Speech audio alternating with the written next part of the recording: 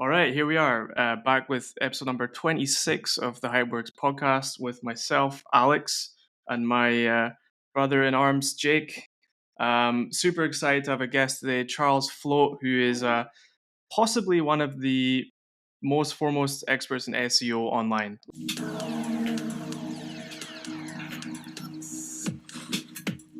Like, literally, I've been following Charles for a long time, and it feels like his name's popped up on the internet for like a decade plus, with respect to SEO.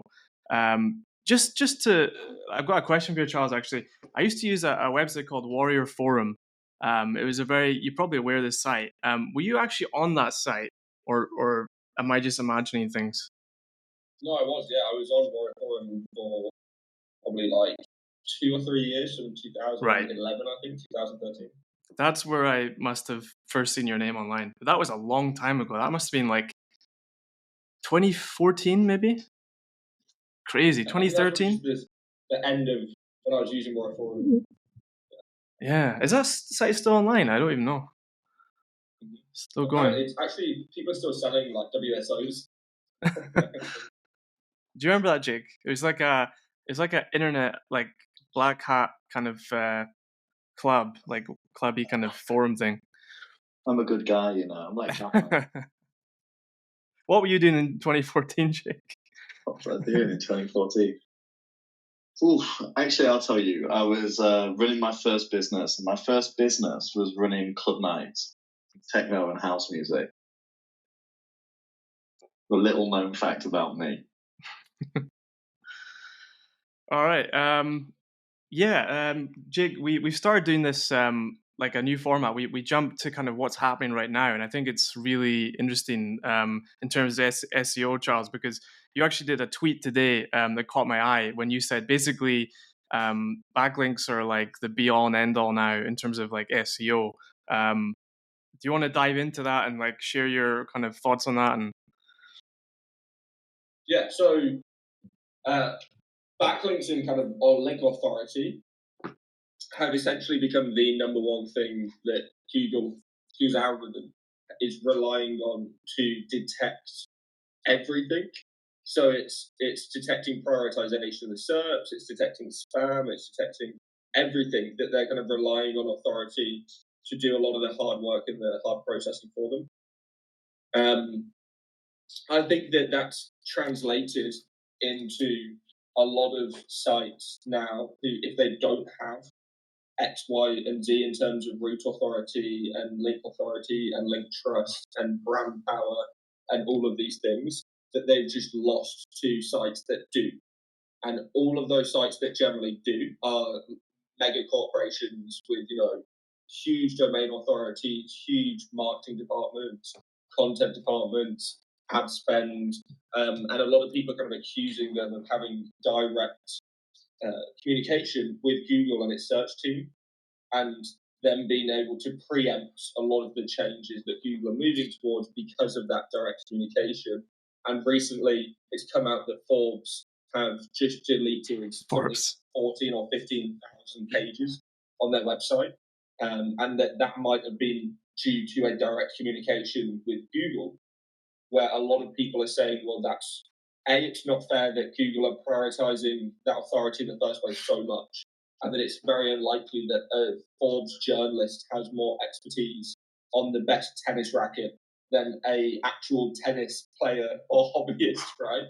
And the second thing is that it's not very fair that they have got a direct communication line to Google to better understand what they need to be doing to rank in the first place. So a lot of people are saying that it's unfair business practices across the board kind of thing. And it's not very surprising when you look at Google's track record of being the worst company in history for antitrust and anti-competitive lawsuits. They paid out more than anybody in history to the EU and the US governments because of the antitrust and anti-competitive behavior. It's a great theory. Are there a lot of other people talking about this? Like, I haven't kind of dived into it, but yeah, so it's dependent on the little bubbles and circles and things that you're in, right? There are some people that love Google and that think they can like do no wrong for some reason, right? I don't understand this like corporate cheerleading that some people seem to do in this industry, but I obviously kind of see into the fact that they have people have lost a lot of talent because of internal politics and decisions that they've made, and you see it that a lot of the biggest AI startups in the world are now actually founded by ex-Google employees, and that loss of talent is because of that internal decision making, internal politics, and kind of moving towards this very read-based kind of structure, which is again showing in their losses recently to Microsoft. And then Microsoft is also kind of forcing them into changing all of this stuff as well. And that's the only reason we're seeing Google releasing all these AI changes and things and stuff, because Microsoft forced their hand with AI. And I also think that in general, a lot of the discussion is biased because of the most of the publications and stuff that are releasing SEO news or journalism and things are people who are biased towards Google, ex-Google employees, all that kind of things and stuff. They're friends with the Google engineers and stuff. So it's most of that discussion in terms of what you asked is within kind of private circles and underground chats and things like that. I'm one of the few people that is very public about that discussion. Yeah, and what gives you the balls to kind of come out? And I know you've got like a lot of clients, and you've got a lot at stake. So what gives you the kind of guts to come out and say it? Yeah. So number one, I am one of the few people as well that's kind of insulated within SEO, where I've been very paranoid because Google have come after me in the past, to the point where this personal computer that I'm on right now has none of my websites, none of the passwords, anything on it. It's all on remote VPSs that I don't log into other accounts, Google accounts, cross accounts, anything, IP contamination, any of that. I do everything from like a hacker OPSEC perspective, rather than like a digital marketing perspective. And then also, I am a partner in my family business, which we opened around 15 years ago now. And we now employ nearly 400 people in the UK. And so even if SEO went out the window tomorrow, I'm still quite wealthy and quite well off because of my family business as well. So. Yeah, fair enough. I think we need to go back, Alex. Like, Charles, how did you start your SEO journey? How did you get to where you are today? Where are you geographically? What was the journey that led you to be this kingpin of SEO? Yeah, so right now I'm in Koh Samui in Thailand. I moved to Thailand because of the Chiang Mai SEO conference. So I was the first speaker at the mastermind for the conference. There wasn't even a conference; it was just a mastermind, and I was one of two speakers there. And then the next year there was an actual conference. I won best speaker at it, and Matt Diggity, who organises it, basically told me to just move out to Thailand on a whim, and I did. But before that, how I actually got started in all of this was I already knew about SEO because I always had this nature of like reverse engineering things. So when I was 11 or 10 even, I was kind of obsessed with YouTube.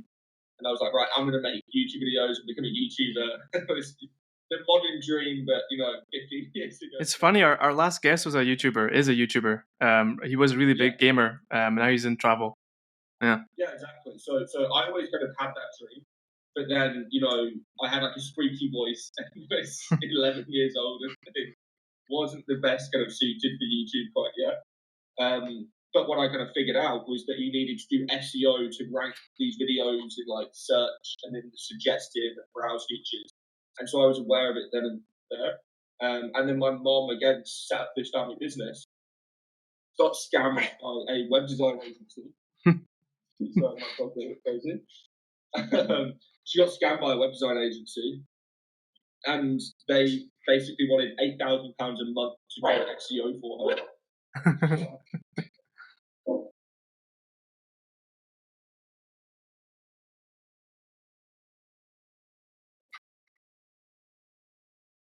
Sorry about no that. worries, we'll edit that. No worries, it's fine. Yeah, so she got scammed for about £40,000 to the website, which was not worth it at all. And then they wanted £8,000 a month for SEO, which is more than her HR costs right? So she had like 2 employees at the time. And they had, in the contract, they had control of the domain name and the CMS. Yeah. And this weird stuff. That was common back then, right? There was like these there was software like what was it called, like cPanel, where like they would just install it in your server and then they would try and like charge you to use your own software. It's kind of stupid, wasn't it? Yeah, exactly. Yeah. And but I figured out that the like CMS that they were using, they set up with all default settings. So if you went in, the admin password was admin. Yeah. Okay. So I was like, okay, well I can get into the CMS and start changing some things and stuff, right? And so I started like changing meta titles and meta descriptions, and then I went onto a hackforums.net and went onto their marketplace, which is again similar to like Warrior Forums and things, but it's like video game packs and stuff.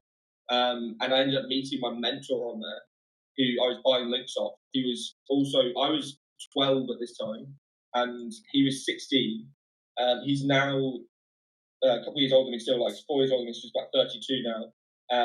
And he owns Canada's second biggest digital marketing agency now. So he gave me a lot of insight, a lot of introduction, how to do X, Y, and Z with marketing, not just SEO, do like basic ads and retargeting, and all this kind of stuff. So he really helped propel my career forward. And we still work together now, right? We own some AI SaaS businesses together and things like that. And he owns one of the biggest like PBN networks in the world and stuff, 15,000 domain names and stuff. So it's pretty crazy. But yeah, so I kind of just started focusing on my family business, doing our websites and things, and then realised that I hated school. I was earning more money than my teachers through like running private gaming servers and things like that. Then ended up having lawyers at my front door from Jagex, who was the owner of RuneScape, because we set up like a private RuneScape server and it was ranking number 2 for RuneScape. So people could either go and play like the game premium, or they could just play it for free as soon as they Googled us, right? So we had like 100,000 user signups a week, and we ended up getting cease and desists and all of this other stuff from these lawyers at the door. And my family were really pissed off that I had all this going on. So I realised that school was not for me. I quit and went and got an SEO engineering job. So I was an SEO engineer at 16 on like £18,500 a year. So I remember the contract, signing it, everything. Where was this, Charles? Was this in like London or? So Birmingham. All right, cool. I have not got a Birmingham accent. Yeah. We've got a good friend from Birmingham. You haven't got the Brum. No. Yeah. My mum hates it, so that's generally why we don't speak with a Birmingham accent. But yeah, so I started that job, and then within 2 years, I was working for myself. Yeah, and that was like a golden era, right? When like a lot of kind of the SEO world was kind of rising, and there was a lot of agencies and a lot of the big companies that are around now started back then, right? Yeah, so I think when I was just starting, it had just hit like $1 billion of value across the like market spend, annual market spend across the whole of the SEO industry. That was 2008. I think that was when I remember like actually reading case studies and doing all of the proper stuff about SEO, right? And then within 10 years, it was worth like 50 billion annual market spend. So it's 50x in 10 years, which is just crazy for an industry like that. Yeah, and then I guess Facebook ads kind of really took a lot of the shine away from SEO. Like at that time, were you tempted to kind of like, I know you said you kind of started your own business. Were you tempted to kind of branch out into other areas of digital marketing? Like, how did you manage to maintain your kind of SEO focus, or were you just making too much money that you had to just keep doing it? So it was mainly the niches, right? So a lot of the niches that I was doing, you couldn't do on Facebook ads anyway because they banned it. So we were doing like a lot of like gambling, a lot of crypto, a lot of cannabis and stuff when it first started getting legalized in the States.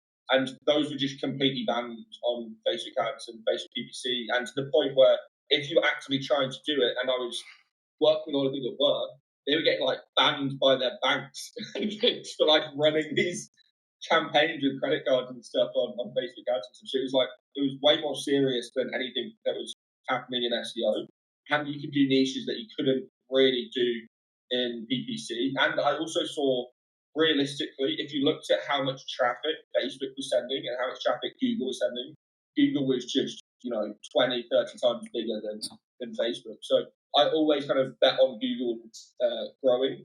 And also it had so many markets that it could go into and grow in, and it would become the dominant player in those markets. If you started focusing, on countries that just started getting Google 10 years ago, right? Like Google was tiny in Vietnam, and now it's got 90% of the country as market share, right? So there's certain areas where that 50x growth was actually 5,000, 50,000 times growth in certain markets. So I always saw opportunity outside of just the traditional US, UK, Canada, Australia. I feel like SEO is one of those things which disappeared for a little while in the spotlight. And since the rising cost of ads, particularly on Facebook and Google, SEO the last couple of years is firmly back in the spotlight. What's your feelings about this? Yeah, I definitely think that I think that ads in general have become more of like a corporate game, because there's all these massive megacorps that are willing to spend $5 on a click or something stupid, right? Which for a small business, medium business, is just unfeasible that you're gonna even risk spending that much money in the first place on that kind of campaign. And mixing with the fact that people have realized that SEO isn't just Google anymore, and that you've got like TikTok SEO, you've got YouTube SEO, eBay SEO, Amazon SEO, you've got all of these other search engines that have seen this massive trajectory up, and they're actually really easy to kind of manipulate and game the systems. Like Amazon SEO, some of the consultants and the players in that game have been taking home stupid money, hundreds of thousands of dollars, millions of dollars a month, because they can rank products on Amazon, or they can rank products on Amazon guaranteed. Which is, if you can rank number one for running machine on Amazon, you're going to sell 500 units of running machines a day, which is just insane money, right? Yeah.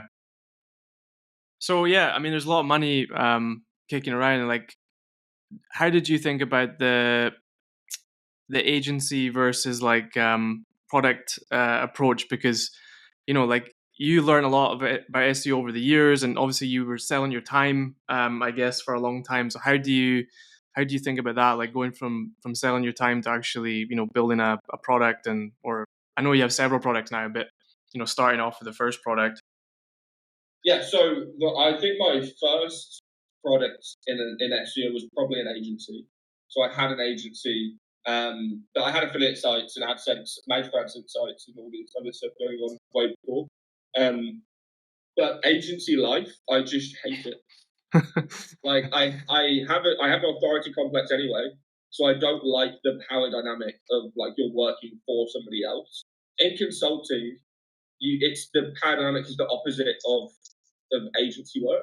It's fully on you, and you start a consultancy call and the client's thanking you for being on the call when they're spending $1,000 an hour to be on the call, right?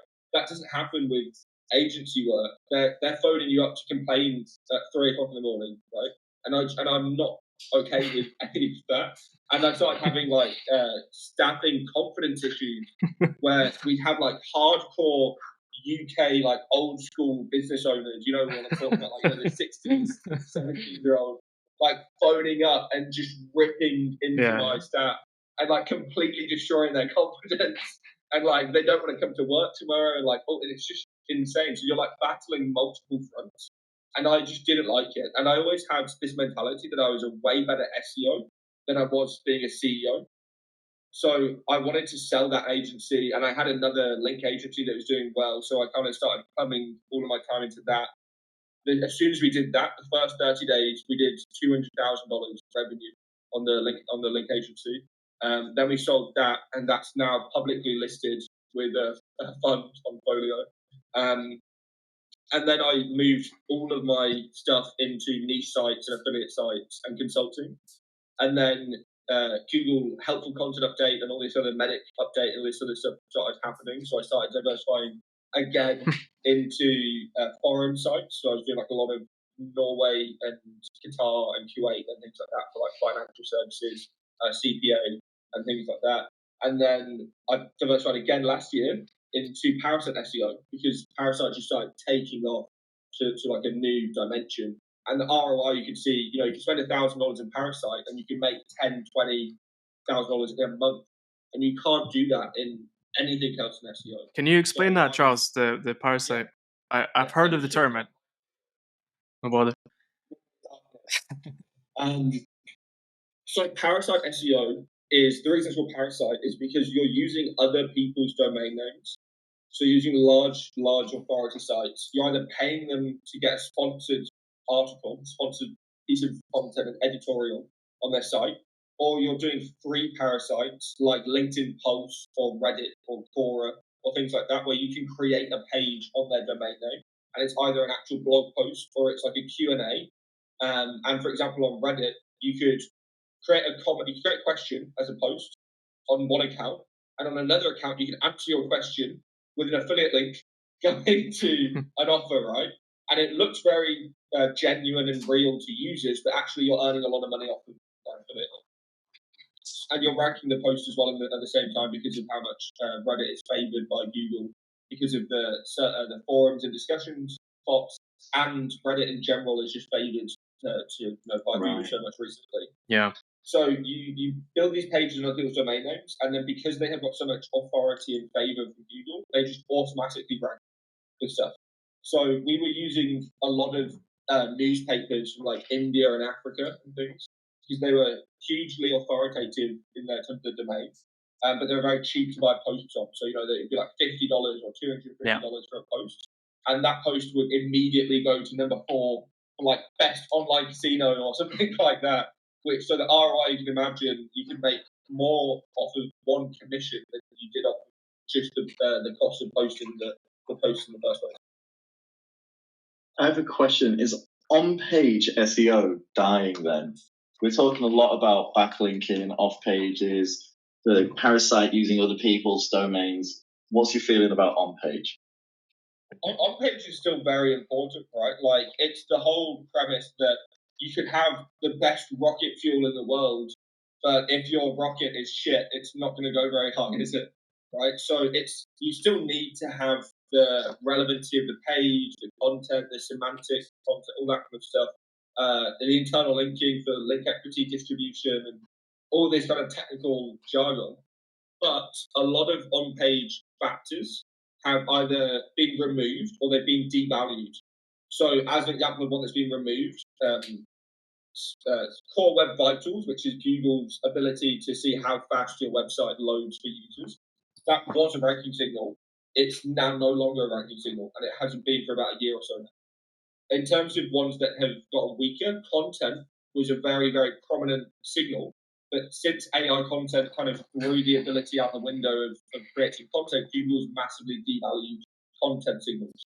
So it means that because these signals have been removed or devalued, link signals, even if they don't improve them, go up anyway because other signals have been removed. So these other signals become more relevant. And because links have always been the most prominent signal, they're now the most prominent signal, right? Because other signals have got weaker or been.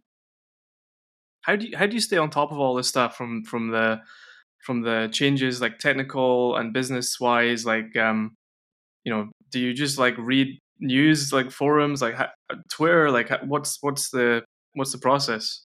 You don't have to give away all of it, obviously, but no. So AI's been really good, right? Yeah. So I just a lot of the time now, if I want to read into something, I'll find a good long page on it, get AI to summarize it, and then get it to read it back to me. Yeah.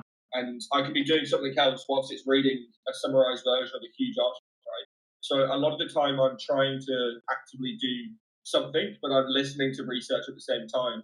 And even if I'm not cognitively, fully picked it up, it's like in the back of my brain so that when it gets referenced, I'm like, oh yeah, I did listen to research about that X, Y, and Z, right? So it's kind of just picking up bits of information and kind of putting it all together. But a lot of the research in the first place comes from, like, I have a lot of feeds that I've set up.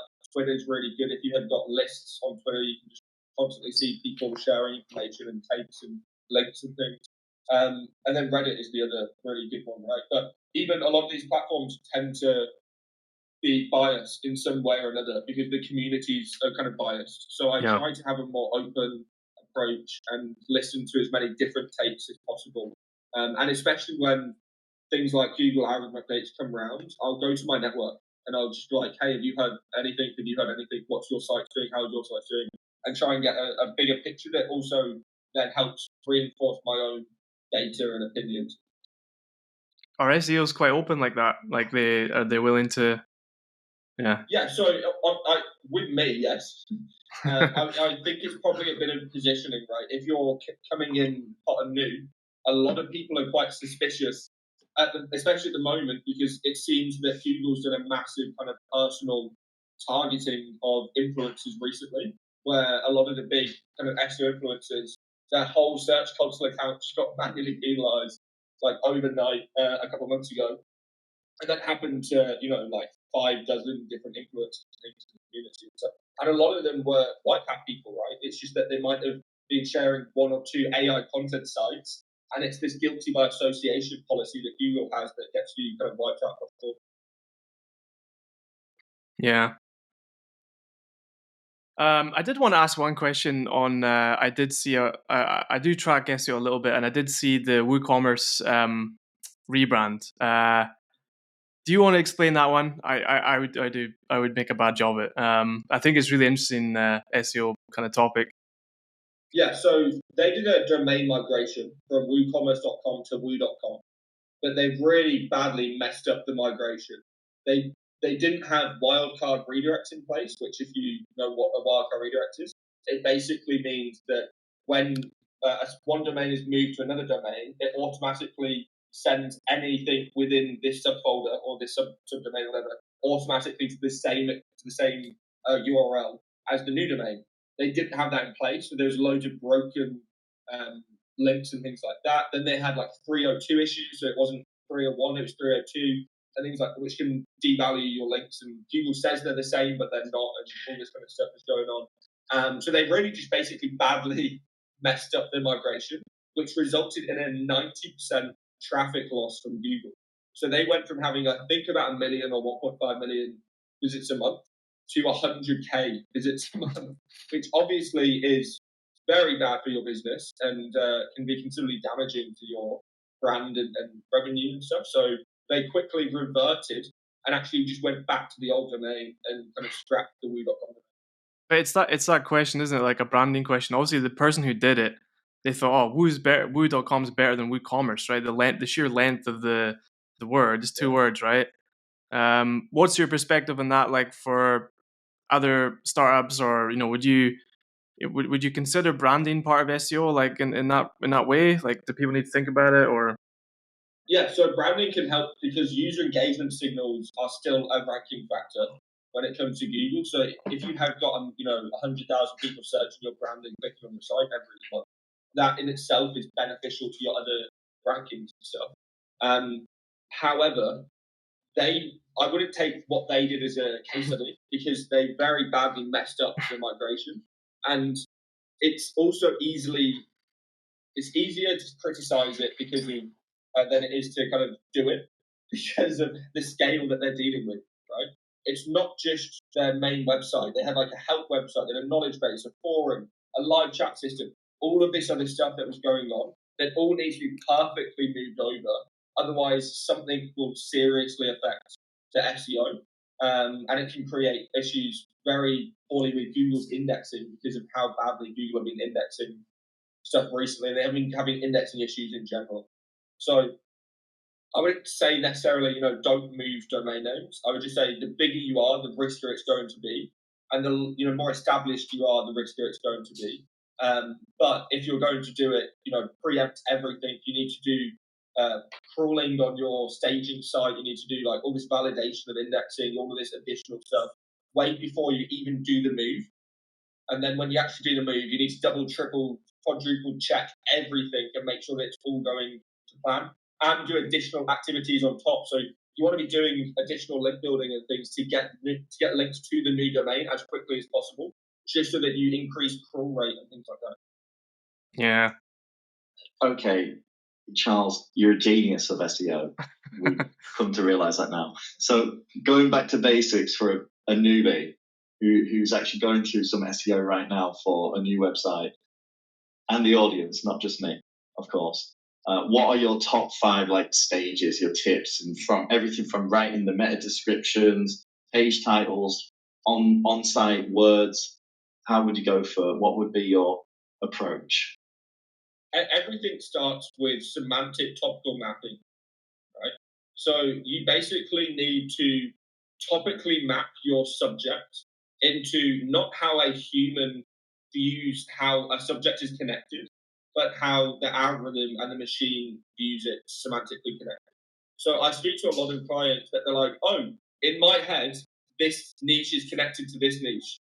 And I can see how, composting might be connected to weight loss because you're trying to create better composting for your homemade vegetables that are going to contribute to your weight loss. But Google, in no two terms, ever thinks that composting and weight loss are any way connected, right? So you shouldn't be creating content for composting if you're trying to rank for weight loss, right? But you can see how in a human's head they can have connections. But this is where semantic connections from a computer level need to be implemented a lot more than kind of human level research. So once you kind of semantically mapped your topic, you then need to see which pages you need to create based on that semantic map. And then you need to start doing the content creation at a SERP analysis level.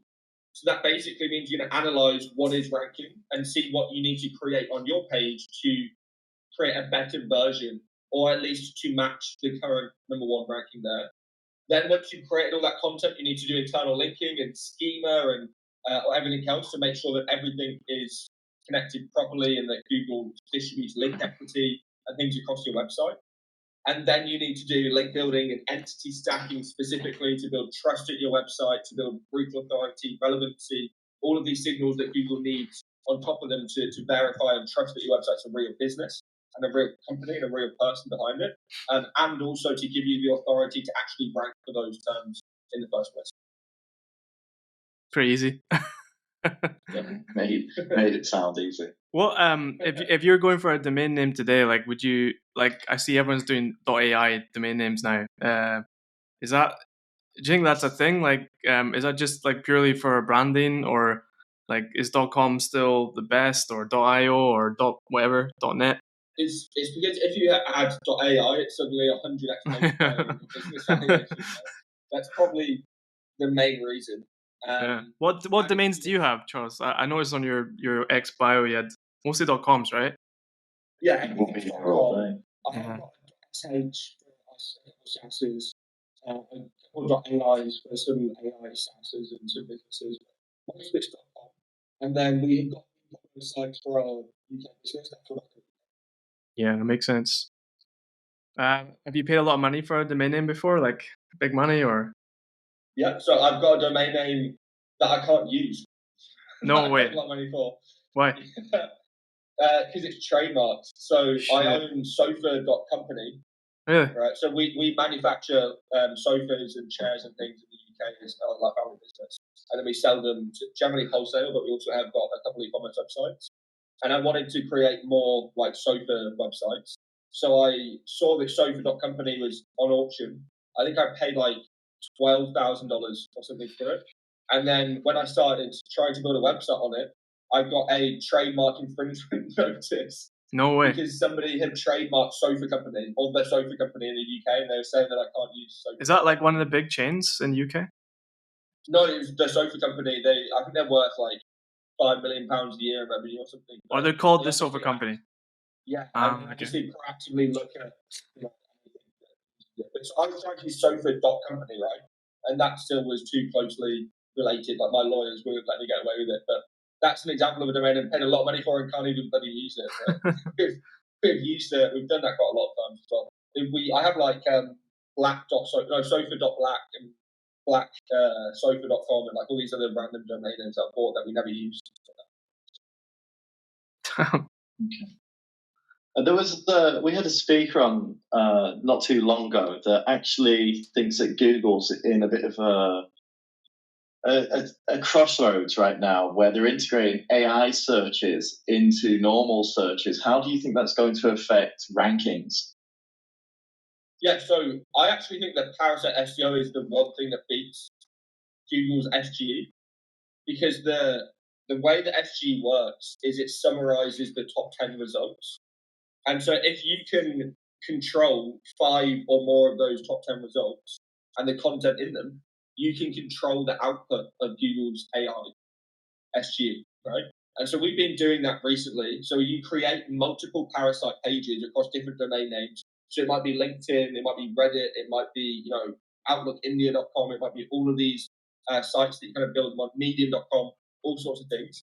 And then it takes them, and because you control 5 or 6 of the pages, you're now the consensus of the server, and it will output your content as the consensus. So we've actually figured out a way to control SGE as an output. And so we actually think that there is a lot of room in there, and it's actually very powerful because instead of some random website recommending you, it's Google itself recommending something to you. Or OpenAI, right? Or whatever. Yeah, exactly. Yeah. So there's more trust generally from those big companies and brands within the ecosystem. And it is, some random website that has your ads on it and things like that. It looks, more spammy and more dodgy. So I actually think that there's more power going forward, but it's only the people that can do that. And Parasite is more of an art than a science kind of thing. And then Google, like I said, is the whole AI thing has been forced from Microsoft and OpenAI. Google weren't prepared for it, and it's obvious, and this is why they're taking so long with releases, and they're wishy-washy on what is being released and what isn't being released, and when it's going to be released, and all this kind of stuff. So I would take everything that they say and they do with a grain of salt, and I would say that they're losing the war so far. They might, in the next year, 2 years, 3 years, start winning that war again because they're going to have the most compute in the world because they've done all this massive data center upgrades with these new chips that they've only got, these new TBU chips that are only Google based. But that's yet to be seen because they've lost a lot of that talent, like I said. So all the people that invented all this technology and stuff have left, and they don't have those people. So it's kind of now like a Frankenstein mismatch of different opinions and people that never actually created the technology in the first place. And so they're just building on top of something they don't even really understand. It's what's that book, The Innovator's Dilemma, right? I saw someone exactly. That was a good comparison. Yeah. It's just not good. Like Sundar Pichai has shown repeatedly that he's not been a good leader and that he's made bad decisions and that he's been criticized by his own employees dozens and dozens and dozens of times at this point. Whereas Microsoft's CEO Satya is seemingly like the golden boy of every tech thing, right? He can seemingly do no wrong, right? Even with Sam Altman having disruptions with the board of directors on OpenAI and stuff, Satya wins in that situation. He just seems to win every situation that is opening with AI and OpenAI and things. It seems to be Satya and Microsoft at the forefront. Man, like, would you ever say like a Microsoft came along and said, we're going to buy up all your companies and we're going to give you a fat check and you can just go on the beach in Koh Samui or whatever? Would you do that, or are you just going to keep doing this like forever? Depends how big that check is. Like, if it's 50, 100 mil, then they've got my attention. But I have certain goals with it, and I think that if we've got a very limited window of opportunity with AI, and then I'm trying to put as much time and personal capital and resource and things into it, and then hopefully if that pays off, it will be worth a lot more than anything that a lot of these companies can really offer. Yeah, to an extent. Because you're seeing that right now. We're in an era of like acqui-hire where people are just paying, like the guy that was a DeepMind, Microsoft bought his company, and people were saying basically it's just a talent hire. There's no IPOs right now. The market's kind of closed, so people would buy your brain. They would buy your SEO brain. But then the problem is you'd have to work for someone else, which you don't like to do. So that's the issue, right? I've been offered before, so I've got offers to work for certain companies and things and stuff where they buy that and like have a very good salary. The only one that was ever interesting enough was way too immoral to go and ever work for. Okay. So yeah, we'll save that for the next time around. Batman. Opposite of Batman. No, but you're Batman. You've got your morals, you've got your principles. You won't break them. You're a hero, right?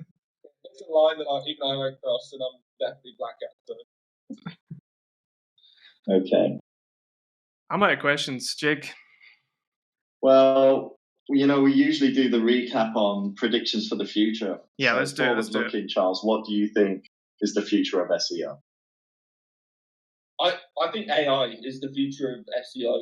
In terms of everything from the inputs to the outputs, it's going to be AI focused, right? So from your ideas to your creation to your publishing to scheduling to promotion, all of it is going to be AI augmented in some way or another. So this is just the future that people need to accept the reality. I do think that there's this kind of myth that's being spread by the big AI companies that, AI is not going to replace people and it's going to be their assistant and all this stuff. And I think that's bullshit. I think it's going to replace people, and that people should be more worried than they are. And they should be looking at where AI is going to replace them, where they can position themselves to be ahead of it, where they can position themselves to use it, and just make sure that they're kind of insulated and protected, because where they're currently at is not going to be where the world is going to be in 3 years, 4 years, or especially 5 years, right? And I think that when the hardware catches up with the software that we're currently going with, so a lot of the problems that we're having right now is that the software is amazing. Like these models and everything are super amazing, but running them is very inefficient. We don't have the compute at a cheap enough and commercial enough scale to properly do it to make them really good, right? A lot of these chatbots that these companies are running are shit because they are running them on very low cost memory and processing speeds and stuff like that. So once that becomes more commercially available, that's when stuff starts really ramping up, and that will be in the next year or two. And then in terms of outside of SEO, I have no idea, because AI is just rapidly advancing. Like every release, you don't expect it, right? This is the thing. We saw Sora. Nobody thought that video was going to come to that level. We've just seen Devin from the coding stuff. Nobody thought software engineers were going to go this year. Right? All of these things are happening so quickly, and people just aren't prepared and aren't expecting it. And I feel like even I wasn't expecting a lot of these things, but a lot of the things I was, because I was reading the research papers, I was reading the news, and I was listening to interviews. And there's a really, really good interview that was released about a month ago from the former founder and CEO of Stability AI. He's a London-based guy called Omar, and he left his company on purpose. Like, he decided to leave because he really thinks that the world is going to massively change and it's going to be centralized. And that all of these big companies and stuff are going to have way more control and way more power because AI will be centralized. It won't be decentralized information flow anymore and power anymore. And he wants to try and move the world more in that direction. But I think that's not going to happen. Like, I'm a bit of a pessimist, unfortunately, and I think AI is going to burn the world and nuke us all, unfortunately. We need a counterbalance to the Silicon Valley bros. That's why we're here. Way too optimistic about these things. Don't you find that in Asia though? Like, I feel in Asia it's a bit more realistic here in this part of the world. Pragmatic. Well, so I think that it's really weird, because if you look culturally, when we think of like robots and AI and things in the West, we think of like Terminator and Skynet and all of these kind of things, right? But in Asia, like if I speak to my girlfriend or her family or something, right, who were born in Hong Kong, moved to Thailand and stuff, they see robots as like these helpful little cartoon figures and stuff that are like friendly and like their servants and stuff. And I think that view and dynamic makes your opinion of AI very, very different. And they're very pessimistic of AI like changing things. But then I show them, like, I'm like, hey, look, ask it in Thai or ask it in Mandarin, a question. And they're like, holy I'm speaking to a computer right now? What? Like, this is crazy, right? And my girlfriend's mom turned around to me and goes, wow, I really like how it thinks. And that was like, oh, God, this is kind of scary, you know? She likes how the AI is thinking. Oh, dear. Okay. Yeah, we'll put all your links in the description, Charles. This has been awesome. There's so much value for the SEO guys out there. Yeah, look forward to having you on again in the near future. Yeah, and good luck with all your ventures, and hopefully you and Jake can catch up in Thailand very soon. Awesome. I appreciate you having me, and I'll see you guys soon. Cool. See ya. Bye-bye. Thank you.